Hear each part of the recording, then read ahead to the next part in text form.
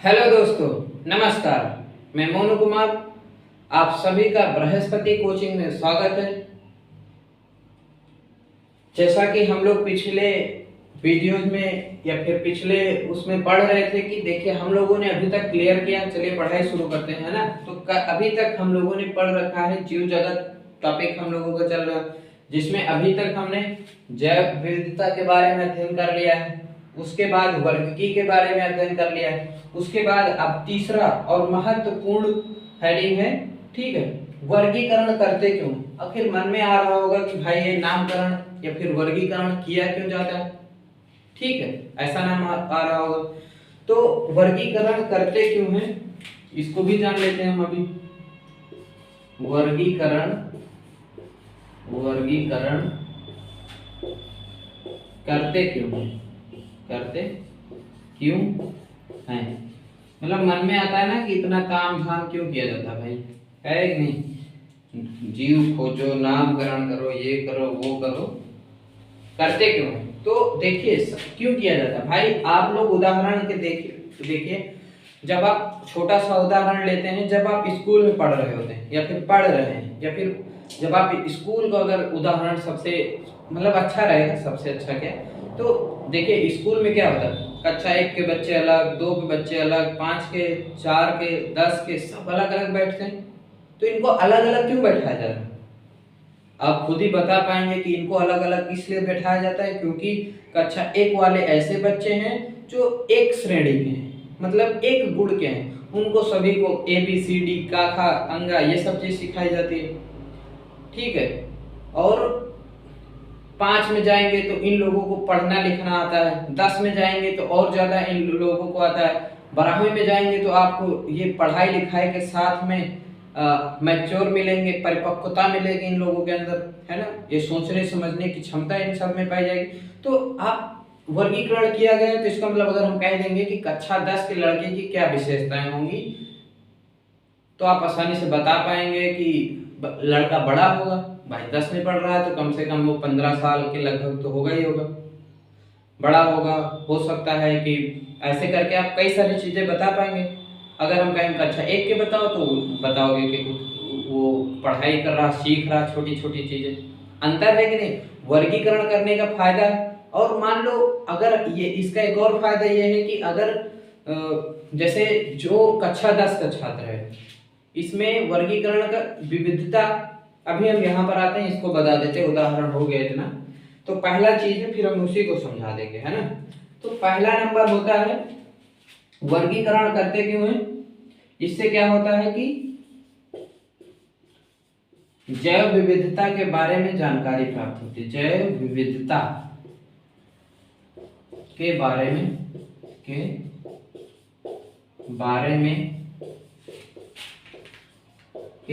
में जानकारी क्या होती है, जानकारी प्राप्त होती है।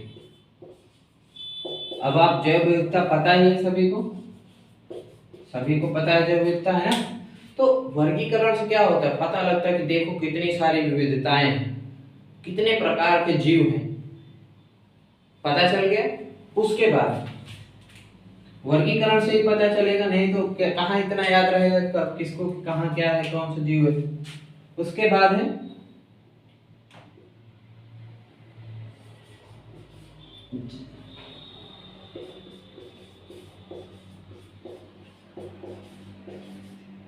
जातिवृत्तीय संबंधों का ज्ञान होता है। जातिवृत्तीय संबंधों का ज्ञान होता है। जातिवृत्तीय संबंधों का ज्ञान होता है, ठीक है। जातिवृत्तीय संबंध क्या होते हैं, देखिए प्रत्येक जीव एक दूसरे से संबंधित होता है, संबंध पाए जाते हैं। सीधा सीधा है ना। जातिवृत्तीय संबंध क्या है, जीवों के बीच में पाए जाने वाले संबंध। जैसे अब हम स्वतंत्र नहीं है, हमारा विकास सीधा ऐसे नहीं हो गया, मानव का विकास ऐसे नहीं हुआ, है ना।